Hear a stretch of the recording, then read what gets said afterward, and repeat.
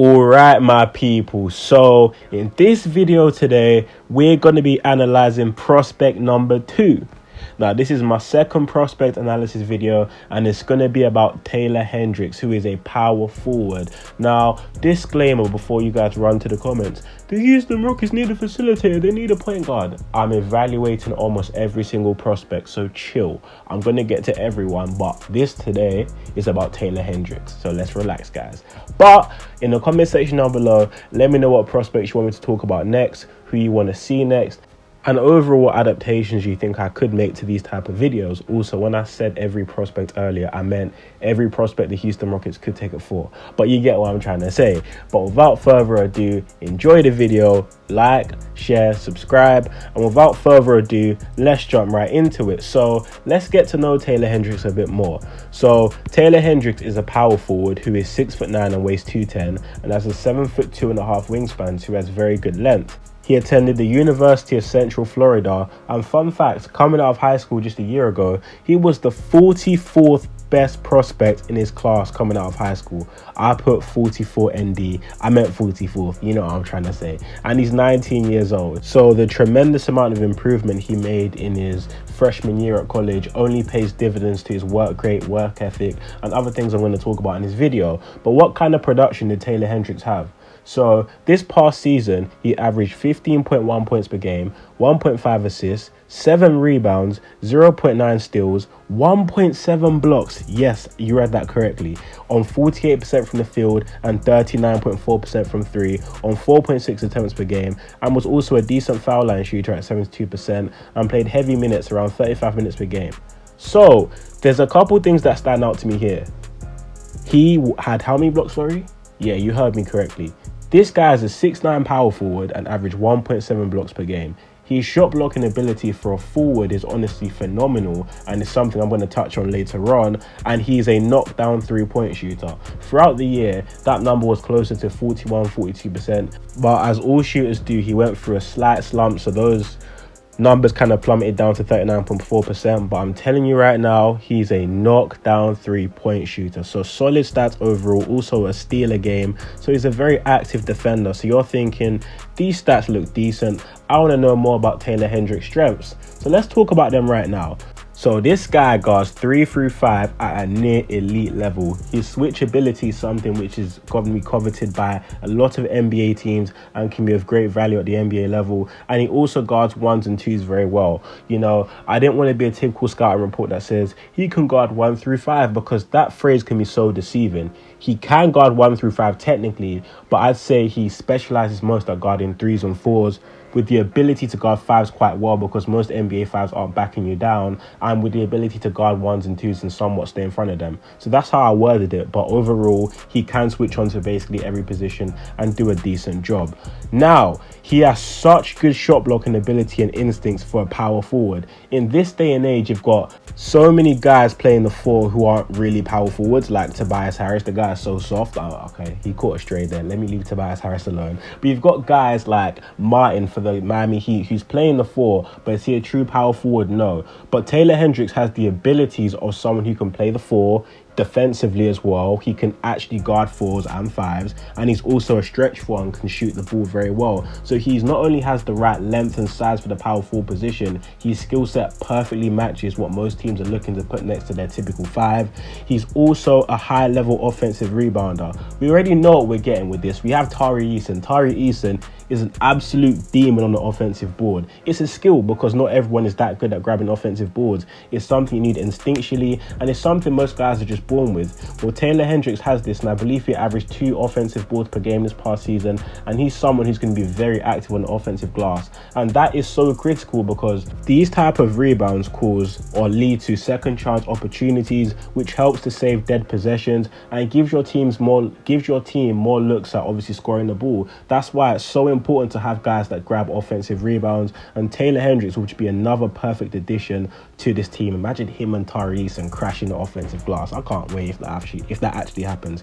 He's also a great athlete and moves very well laterally, and he's very mobile. I feel like that's very key when you're evaluating a prospect, because their mobility is key, because in the NBA you have 3s and 4s that move like guards, so you're going to need to have a switch ball defender that can really keep up with these guys laterally and can stay in front of ball handlers. That's not a problem with Taylor Hendricks, because he is very mobile, and offensively he has a very good face-up game. Now, what does that mean? He's not going to have his back to the basket, but if you throw him the ball mid-post, I feel like he can face up, hit a jab step, get past the defender, lay it up at the rim, or just face up and hit a little jump shot in the defender's face. So if you don't know much about him, he does elevate over guys a lot, and a lot of his jump shots and three-point jumpers are very contested. So similar to what we got with Jabari Smith coming out of college, he can shoot over guys quite well and is a very good shooter under pressure.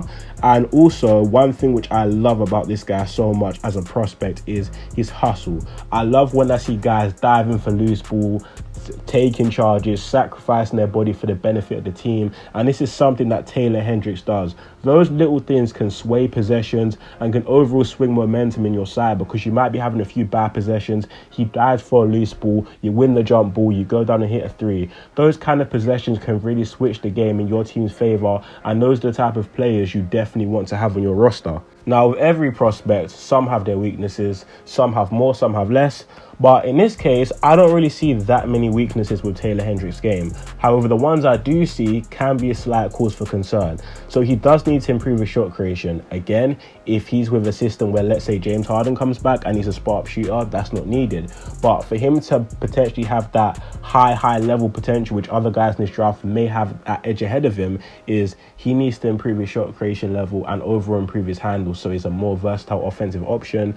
And another thing is, he doesn't always feel the need to get his. So what do I mean by that? I mean that sometimes Taylor's kind of passive offensively and is kind of cool with not getting involved in the offense. And I'm like, you've got a great three-point shot on you. You're a great athlete at the rim with not elite touch, but you have decent touch around the rim. Be aggressive sometimes. Take more three-point shots. Just be more, assertive on the court. That's something which he does need to work on. But again, if he's playing a role, that could also work to his favor, because you don't want him being Dylan Brooks out there chucking up shots when he's not hitting them. If you know your role and you understand what the team expects of you, then I get this. But observing him a couple times, I feel like there are a lot of times he could have been more aggressive, but that's just something to watch out for. So why could Taylor Hendricks fit on the Houston Rockets? Well, I feel like it's that simple. In this day and age in the NBA, you can never have too many 3-and-D guys, and I'm going to get onto that later. But OG Anunoby, the Raptors want 4 first-round picks.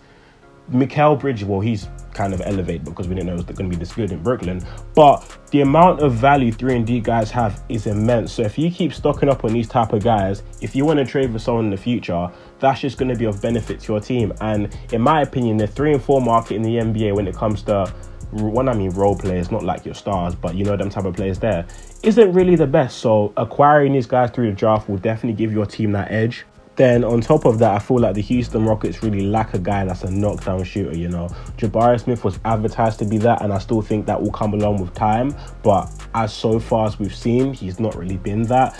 Kevin Porter Jr. is a very good shooter and a shot creator, but is he a knockdown shooter? No. Jalen Green kind of falls into that boat as well. The Rockets don't have a guy who can really be a knockdown shooter. The last guy they had was down near Garrison Matthews. He was basically garbage, and was he even a knockdown shooter? Not really. So this is someone that can really fill that void. And you might think, if Jabari's shot didn't translate, every prospect's different, you never know. But from what I've seen in college, he's a very, very confident and competent three-point shooter. He also allows the team to have the ability to run a small ball quote-unquote lineup where you can run a 5-out offense, because technically Jabari Smith can be a small ball 5, but the guy's down here 7 feet tall, but not really. But he has the skill set and intangibles of someone who's around 6 foot 8 and can move like a wing very well. So Taylor Hendricks kind of fits that bill too. And at the same time, him and Jabari Smith as a 4 and 5 defensive lineup is going to be crazy, because Jabari Smith is a decent shot blocker as well. Taylor Hendricks is a very, very good shot blocker. He might not be a typical center, but I'm telling you right now, his instincts at the rim, timing when to go up for the block, and overall ability to play defense without fouling is something which stands out so much about this guy and can definitely be a key contributor on that end of the floor. He's also the modern day prototypical power forward, which I believe I've basically touched on already. Defensive switchability, great three-point shooter, you know what I'm trying to say. One thing is that his flaw, in my opinion, is being a high 3-and-D guy, which means that no matter what, in my opinion, you're going to get a guy who's a very good 3-and-D guy at pick 4 as his flaw, not even talking about his potential, about developing other things. I feel like that's so hard for me to pass on. Then at the bottom, he has more star potential than most people think. I can see it when I watch him play. His flashes of being aggressive, his flashes of somewhat shot creation, if he tidies that up and kind of hones that talent more, he can be a very, very good guy in this league. When I mean good guy, a very good player in this league, sorry. So yeah, Taylor Hendricks is someone who might need some work to reach that star potential. But I'm telling you right now, if you watch this guy play, I can't speak. If you watch this guy play, that potential is definitely there. Now, why might Taylor Hendricks not fit on the Houston Rockets? Well, him and Jabari are very, very similar. Now, I'm not saying they're the same type of player. I know a lot of Houston Rockets fans are divided on Jabari Smith Jr. But at the same time, if they're a similar type of player, but Taylor might be better at some things, Jabari might be better at other things, they'll complement each other very well, in my opinion. And like I said, you can't have enough of guys who are 3-and-D guys. They're both switchable, can both guard multiple positions, and they're not the same level of player. I feel like Jabari might have slightly more upside, but I feel like who's going to slot in and be more ready, I feel like Taylor Hendricks will translate a bit better than Jabari Smith did in his first season. So I understand why that would be a room for concern, but I don't really think that's too much of an issue. Again, I'm going to touch on these points all together.